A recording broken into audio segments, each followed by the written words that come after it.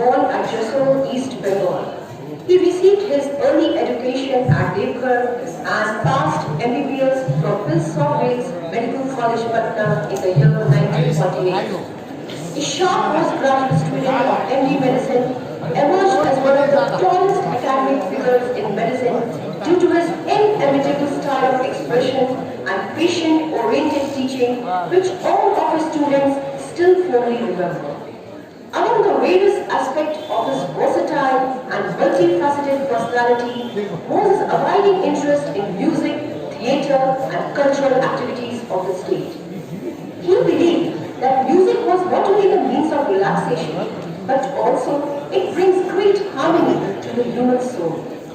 Dr. Singh was a living embodiment of Guru Shish tradition of India and continued the standards set by the pioneers of modern medicine in Bihar, late Dr. Ojha and Dr. Dastidar, whom we always admire. He was also the chairman of many cultural bodies in Bihar like Lalit Kala Parishad and Nrit Sangeet Academy. He was Karm Yogi in every sense of the term.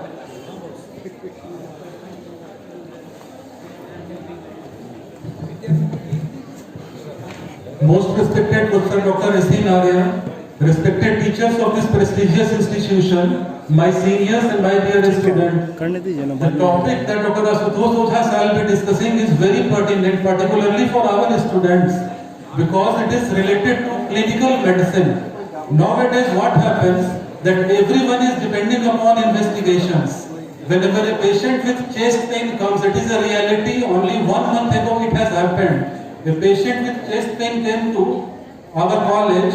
The patient was evaluated with all sorts of investigations up to angiography which was done at IGIC, but no one bothered to just auscultate the patient. The patient was just having pleurisy. There was a pleural friction rub and that was the cause of pain. So that is the importance of clinical medicine. So clinical medicine is always the supreme thing and no investigation can overtake this. And with these words, I invite Dr. Ashutosh Ojha. He is a good friend of mine. We are friends for last 7 to 8 years. He is from our state only. He is son of the soil. He is hailing from Ara. Did his schooling from Jain School Ara and 12th from DN College Patna only. Did his MBBS from AFMC Pune and MD from Mumbai University Mumbai. Did his PDC in nephrology. Did his MRCP from UK and Ireland and is a member Academy of Medical Science of India. Presently he is a professor of medicine and dean academics at Asker DM Group. With these words I invite Dr. Ojha for his deliberation.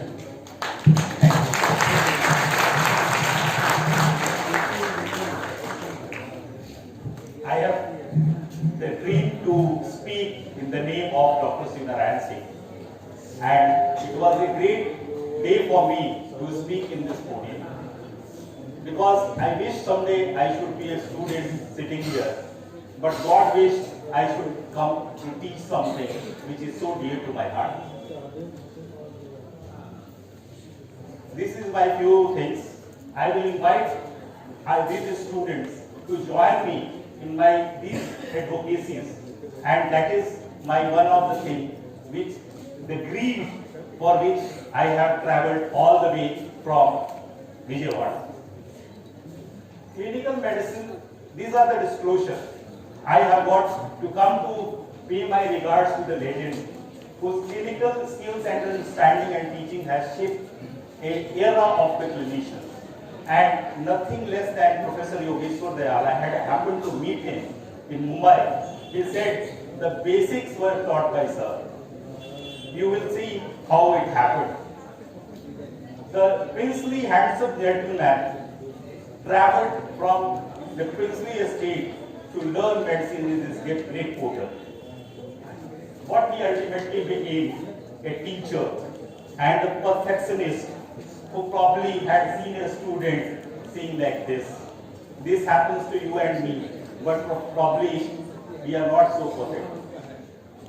The God had given him, the Mata had given him the Veena, his own way to express himself. when they are frustrated with the students, patients, or world. These are my disclaimer. I have got to talk about the clinical evaluation. All evidence-based. It is never made to belittle or look down on any other modality. This is a personal experience. I, as a young 10th student, happened to bring my mother to the great clinician, who was advised in the place of Ara by two physicians. See, her days are few numbered. Our days are also numbered, but not few. I was in extreme distress. I brought my mother, and then after, from deboarding the train, I was told by the rickshawala, though it was not very affordable to us to bring in rickshaw, because we didn't know the house of that clinician, that he wo jadoo ghar ke paas ki jadugar hai. And that is the word were there. And the professor examined my mother. He said to the resident, Hega Mai, he asked about the duration of the hoarseness. He did the hung reflex, and then he said कि TSH कराएंगे 100 के ऊपर आएगा. To the present surprise, in 1987 there was only one method of TSH, that is radioimmunoassay, and due to paucity of the available reagents, the reports used to come some 23 or 24 days later. And the surprise was TSH of 127. My plan is very simple. Let us go.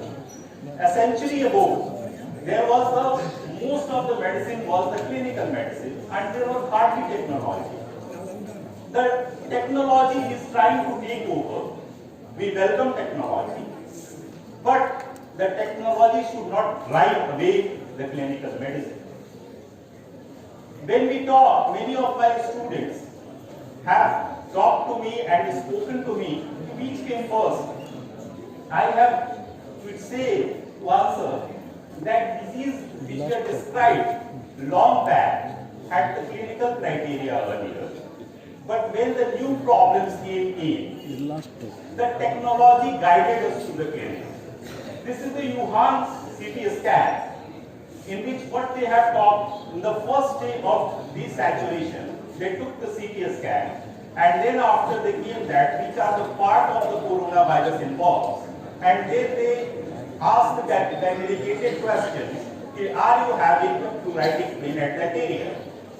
The other group of MRI you find, when we were in the task force to assess the cause of the mortality in encephalitis fever in Gorakhpur, our good friend decided to do the CSF and MRI, and she could distinctly say that the areas involved were the temporal, and that is why empirically we started the cyclovir to the limited success.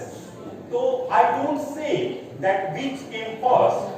In today's world, the technology is welcome, but technology should not overwhelm. Most of the students, I will be talking on the evidences. I go to the few basics. Sensitivity, this is the important aspect. When we talk of the evidences, these are the number of the population. That is, 100 people have the breathlessness. Out of these 100 people, there was the holosystolic murmur which was present in the 25 people, and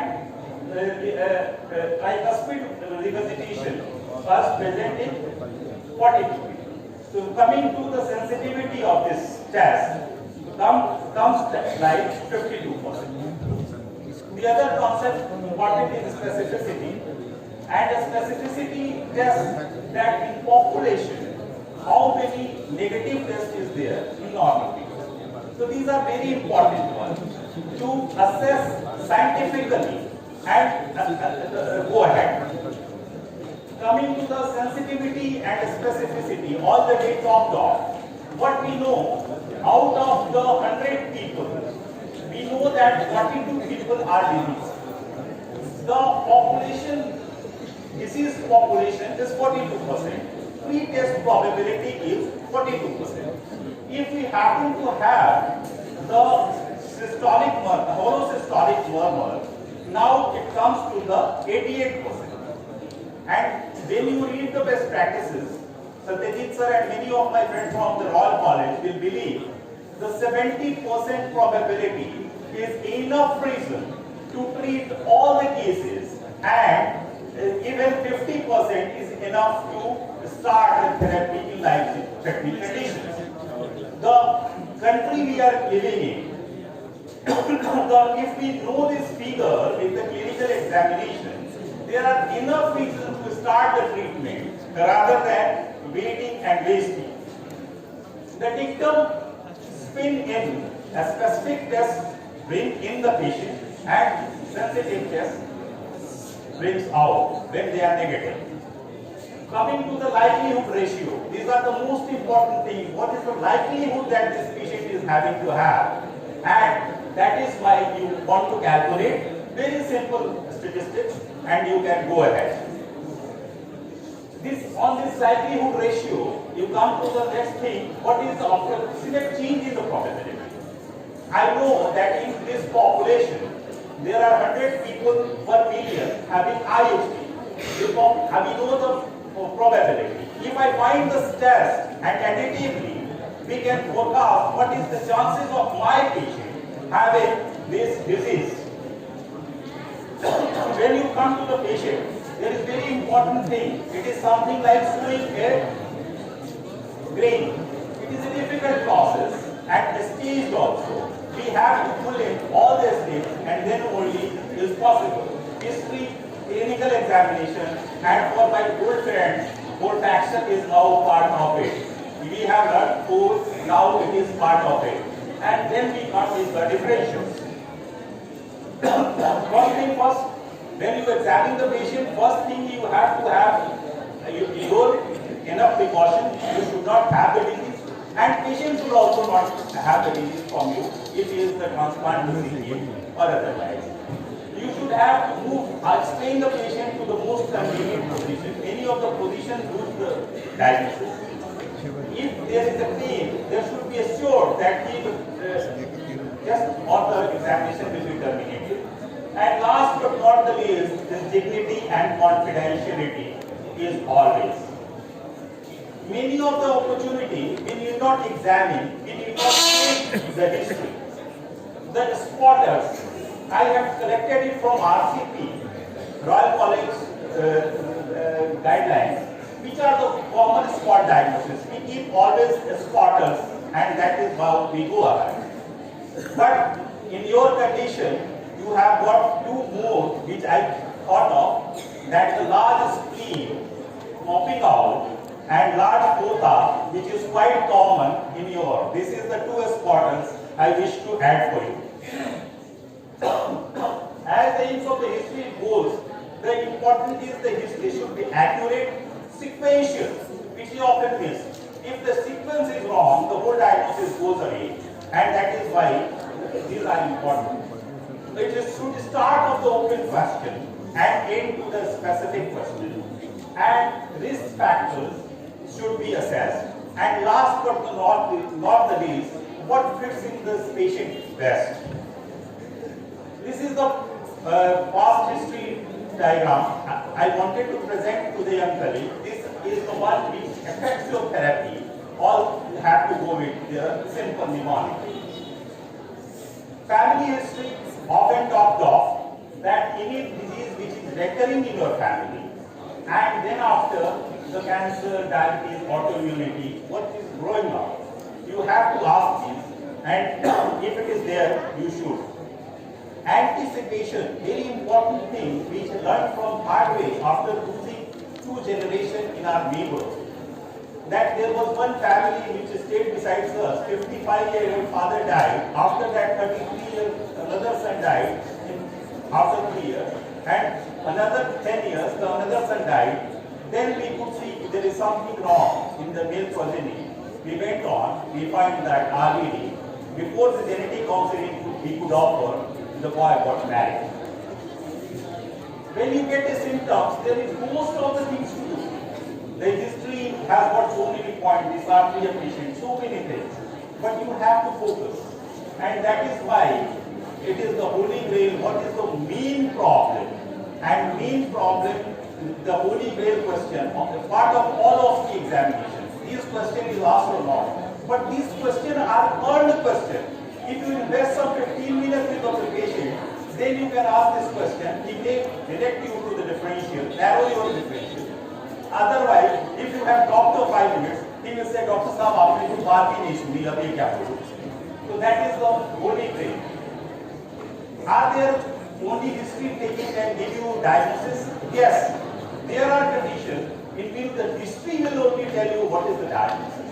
If a patient of loss of consciousness and sphincter dysfunction, it straight away tells you seizures with 95% of the probability.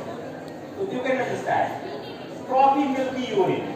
What it means, lipiduria and albuminuria. It straight away takes you to the nephrotic syndrome. The specificity something 93%. Betterment of diarrhea or fasting in osmotic diarrhea. Third degree hallucination of psychosis. There and many times, if morning stiffness of chest, occupational disability, the only history can show you the diagnosis if they are taken correctly. End of the history should narrow you to 4-5 diagnoses, not that to say that the patient was functional. Coming to examination, very important because all the history had to be examined. Something like evidence on the patient's words are evidence on the patient's body. Understanding symptoms, very opposite symptom I have brought in to writers. You see what are the causes? The causes are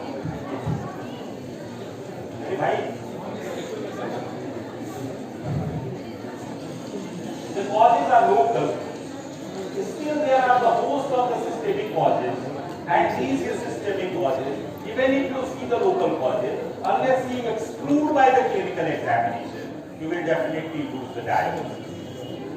Examination of pulse, very simple things I have picked up by clinical science and try to evaluate on the basis of evidence base. And these are the octane. Octane is third of very stable one. That is why people are going to octane here and octane stable. If you see octane, you remember the 8 points on which you have to examine the pulse. What you find here, this is the first noted. What you note here, that is the regular beating pulse. We are facing that bradycardia, but there is hardly any missing. Tachycardia, hardly any missing.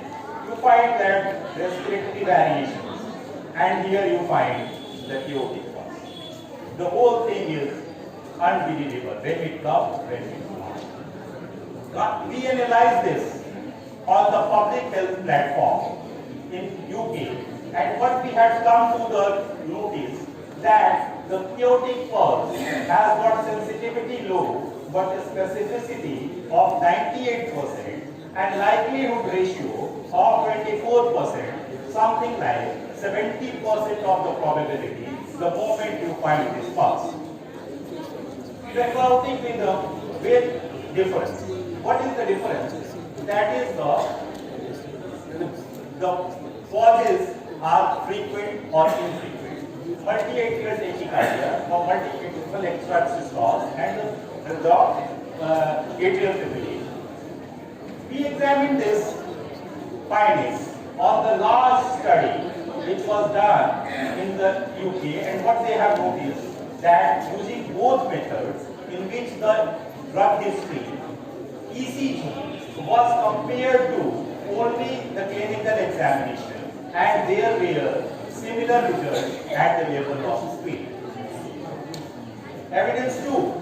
The similar evidence was randomized as a trial at 2 approaches in UK and general practitioner. What is that? The nurse-led screening was enough to start anti-thrombotic treatment, particularly in the elderly age group beyond 65. After that, there was a Cochrane analysis. 6 6 large studies involving as big as 500 patients were analyzed, and with the cocktail, what does it say? That with the both approaches have comparable effect on atrial fibrillation diagnosis. The cost of the screening is significantly more in opportunistic screening and prospective healthcare providers. The people where the healthcare deployment is as less as $70. This information, if handed over to my list of the subjects, it is gone. Life-threatening emergency diagnosis, very simply.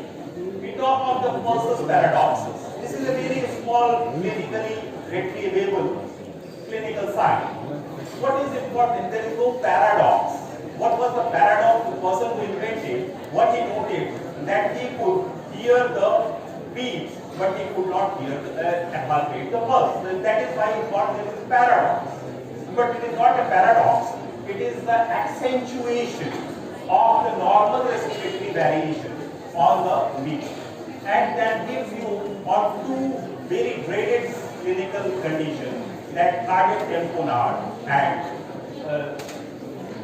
acute severe asthma. The methodology is very simple. You all know that first you do the BP, and you note that in expiration, what you are finding, enough heartbeat, you find the heartbeat, the sound, and then after, in inspiration they are missing.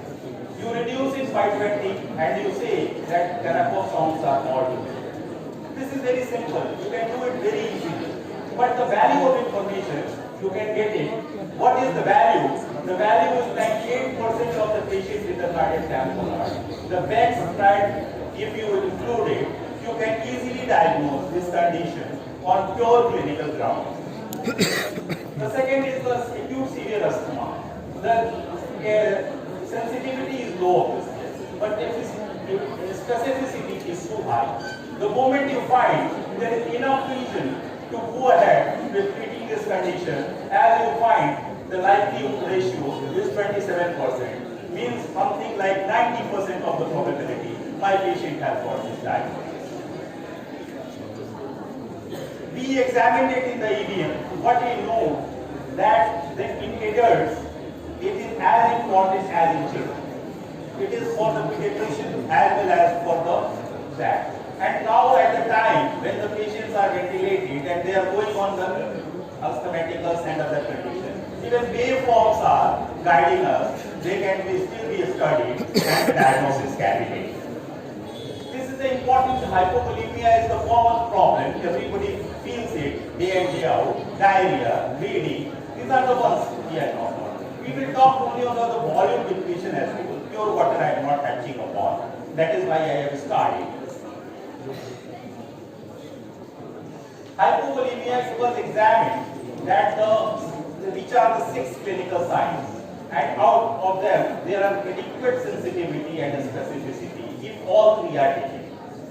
It was examined on the lab parameters, and the lab parameter used your urea creatinine level, serum osmolarity, and serum sodium. These are fairly quite sensitive patients. If there is acute problem, it cannot be food. That is why this was given. And the probability chart it came out. This is the level of it. It was compared, and the p-value you find something like 0.1%, 0.01%. Highly sensitive, highly specific, with good clinical relevance. The signs of hypovolemia, common one. This is the common test you do. What is this test? All of us we do. This was the case of cholera. We couldn't find any cholera in India. We were posted in UN, and we find that that is the test in which you find that the invagination. And invagination is studied at 5 seconds, and capillary filling time 3 seconds. It is very similar level test can be done at all the places, and diagnosis can be done. Next comes the common problem, all want to do the Baller. What is this? The nail rate Baller sensitivity. the specificity we have got. The conjunctival ring panel, though it has got very high specificity, the sensitivity is good. But if it is present, there is very high likelihood. This is enough to treat this case, and that was the advocacy. This is again come to the nail rate panel. Here you find that the sensitivity is high and what the specificity is lower than. If you do all the three tests, let us analyze how the patient can be assessed. For the benefit of the postgraduates, I have always talked to some cognitive photos so that they remember. The three tests must be done, and that is why these three points. This was the important publication which took place in 1999. The 2 years hard work of a Royal College Fellow, Professor Stoids and Dr. Ojha. These are the two great guys. These both are from Army and they are from Gorkha Regiment. We are proud of them. They decided to come to Nepal and they lived in Nepal for around 2 years and they examined these cases, Nepal and Zanzibar. The overall estimate sensitivity and specificity. If all the tests are done, this is 50% and 90%. You can go to that. This is that much is simple. This is the one. Yeah. After that, what happened? After Stewards and Thapa, this was such a strong advocacy from European Union came on, and WHO came with another policy, and they came with the hemocytometer and hemogram, normogram, and what they find that they have got very high predictive value at 11 and 10, which is enough to give the oral therapy, even with the public perspective. This is one of the common things often missed, jugular venous pulse, jugular venous test. It is told in the Barbara bits. It is missed by busy and the blind. So you have to be, for that reason you will miss. This is such a clear hemodynamic parameter God has given us to see before it hits. And what they talked of, there is a lot of learning required for the daily. The little learning. I have selected this slide. This is the article which was published by the PMG. This board has given a communication. He is saying that all this clinical examination is quackery without the knowledge. I had gone to take an exam in a prestigious municipal hospital of Ahmedabad, and all of a sudden this boy's friend brings in, sir, what you are doing is all false. I had opportunity to write to the editor. You believe me, this article is believed. Don't believe it. Even if you find in the Facebook and WhatsApp, don't believe it. Some victims of the serious. You have to hear the heart and guess the mind. You can understand how faithful heart examination is that. It is very easy. But when you have to use these 10 criteria. These are the minimum denomination mode which is available. That is the timing, diastolic, systolic, intensity, duration, speed, location, radiation, whether you have heart rate well or diaphragm, respiratory length, physicity, and then after leg raising, and what happens if the peripheral resistance is such as 40 and otherwise. If you do all, we will examine what will be the increase of your clinical examination. We believe that we hear from 20 Hertz to 20,000 Hertz. But what happens? The whole cardiac side is limited to that. So you have to be young enough to hear it. Professor will quiz more, the student will find more. But the understanding will make the professor examine the student. And that is why. So we have to keep training. We have to be inventing ourselves with muscle, reduce our autosclerosis to be evident and up to date through this clinical examination. When you examine the CVS, you always examine the book. You cannot examine one or two and go away. And if you are, either God will punish or reward you fast. This is the very common question asked, that is, what are the diastolic sounds? Very easy to remember, everybody has made it talks, that to something and that is the tuber pump opening snap occurs within the 100 seconds of the 100 milliseconds of diastole. And these pericardial pumps have the 300 milliseconds of diastole, and these occur in the last 100 milliseconds of that. But is it possible to identify one distinctly? ACC had published that this criteria clinically not very easy.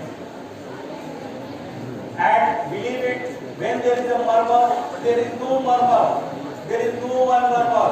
There is always some murmur.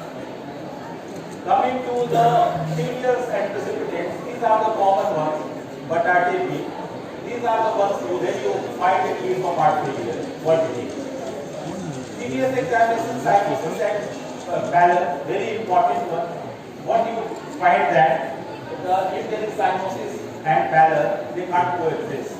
If they have to be at only one level of hemoglobin. Okay, if they are, you are quite safe. You just treat the heart failure. You forget the cyanosis. Murmurs and the valvular heart disease. This is a very important question. That how frequent to find the valvular heart disease on only clinical ground.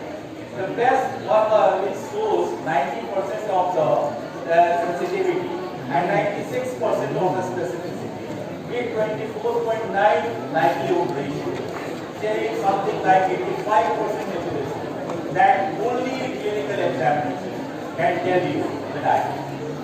The best murmur is the mild and worse aortic stenosis, and again 5.9%, very high. The detect mitral valve collapse, they have done it very low specificity. But if you can demonstrate the very high the predictive value, and that is why if you find this murmur, very useful. The congestive heart failure, there are two common signs, often missed, not taught, and they have a very high yield. Valsalva abnormality. You see, you cannot pass MRCP unless you prescribe this, and this is so high, and it has a very high predictive value. Coming to the positive abdominal tubular reflux, testing, what it is there, very high. If it is present, you can start the diuretics and you have brought it. When you come to assessing the how is the probability assessment of different diseases, what we have been teaching our students, MAT, that this is the way it occurs. This is the way it occurs in rheumatic heart. Mitral is involved in 60%, aortic 30%, tricuspid 5%, and pulmonary very less. And what is MAT3? This is, I don't have kept any paid, but some students on passing out give me this. Sir, you have taught us. Coming to the third and fourth heart sound, very easy to find. What you find? They have good correlation with the serum BNP. If you can find the third heart sound, 500 nanogram per meter is the expected hour epoch. That is this. It has been proved. I will show you the evidence. And that is what is the circulation. The highest, the mapping footage and like that. Coming to that, the other predictive value often missed in the ward. Post-operative edema, very high pulmonary, very high. There is the post-operative myocardial infarction. These all are treatable in very simple.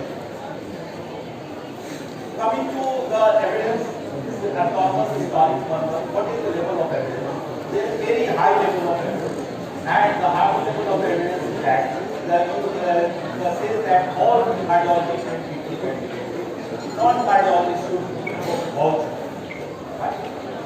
And non-cardiologists should be treated. Then after this came is another journal.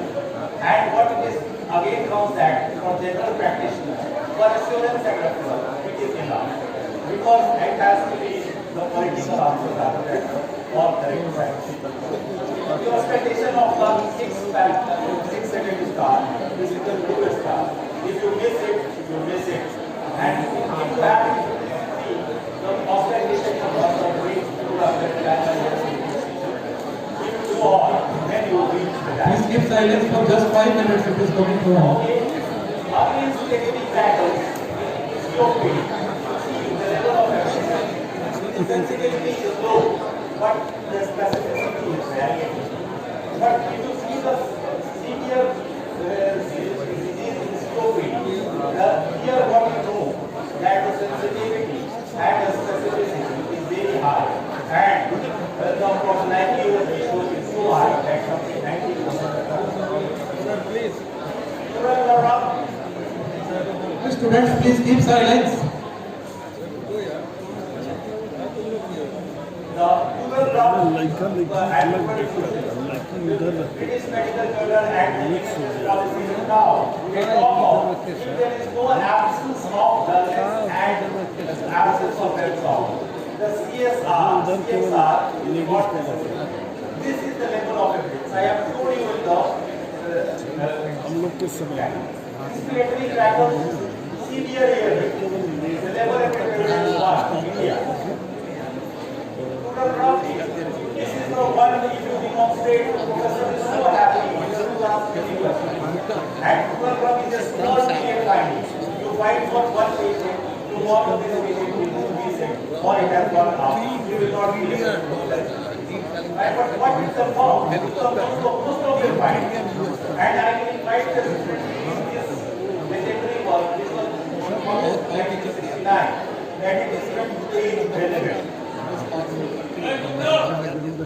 Coming to one important BIPOD.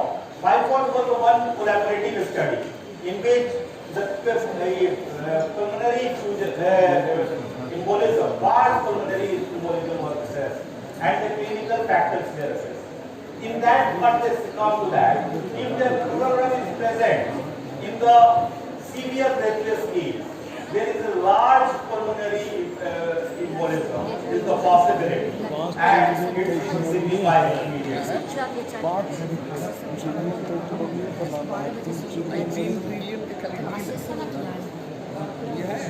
Velcro sound, again very important. Velcro sound, again very important. It is the early thing, and if it cannot be missed and missed. If you find it, it merits immediate help. Abdominal examination, all do it, but the often missed is the genitalia. And many of the diagnosis is written there. If you miss it, the 10th quadrant is to a one. Liver again, when you find the liver, you come to that. Coming to the liver examination, what is the important finding? That cirrhosis can be diagnosed on the clinical trial with great extent, and most of the studies have prospective study on differential diagnosis of one. What they have talked about. So one is which you have to investigate that is obstructive and non-obstructive. If you practice this criteria, with good precision, 98% like that.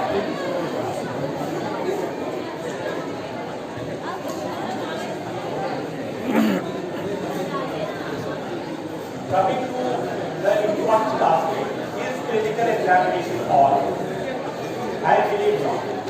The clinical examination gives you to decide. You have actually working through the evidence based on the evidence. And both approaches have to be done. These are my approaches. We are working on eightfold capillary and the predicting of the event. We are doing it. We have examined 50,000 figures and we are completing that this eightfold capillary which can be seen in a magnifying glass of 3,000 magnification. These three criteria, you can predict the event before the anti-CCC and RA factors. Bioincidence study, the Bioimpedance Dr. Singh was the leader. We can calculate driving the great very part of cardiomyopathy we are working on, and we are working on the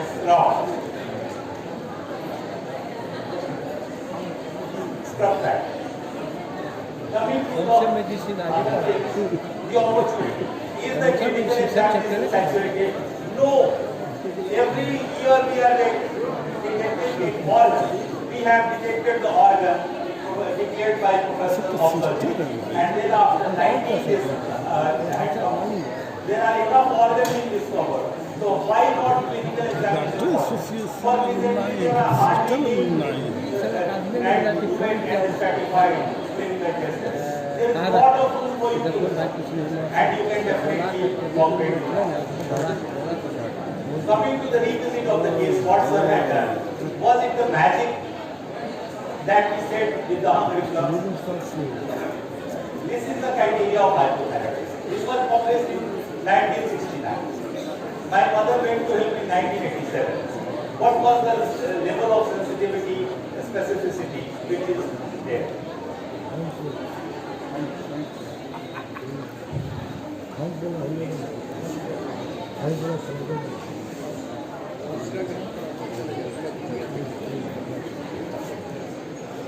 References are this. These are the ones which talk about the specificity and sensitivity of hypothyroidism. This study was published in 2000 after the professor had died. It was not read. We have not studied this lancet because it is a computer based. AIMS got the computer in 1992 with Dr. So how he had diagnosed with the Retd strategy, which is still available. Anybody can do it. And you can guess what will be the hypothyroid and return to sir, how he did it. The only sample EGOP, actual data, dedicated learning and up to date of best practice. If you do it, then you will. This is very important point. In the end of the life,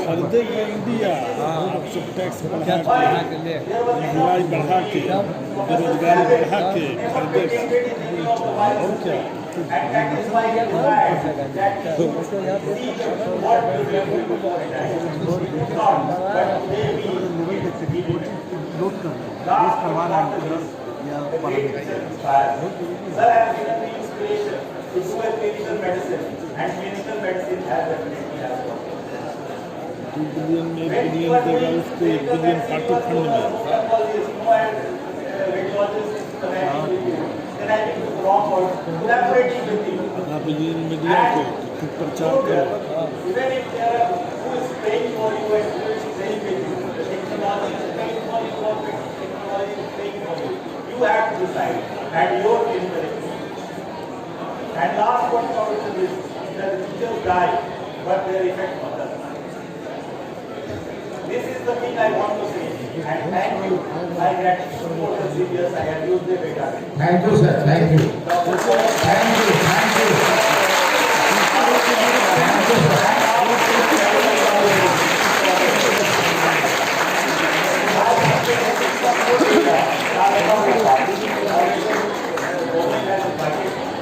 And it means words to the great man. You know where I stand. I say, and I close my oration in the prayer. Thank you, sir.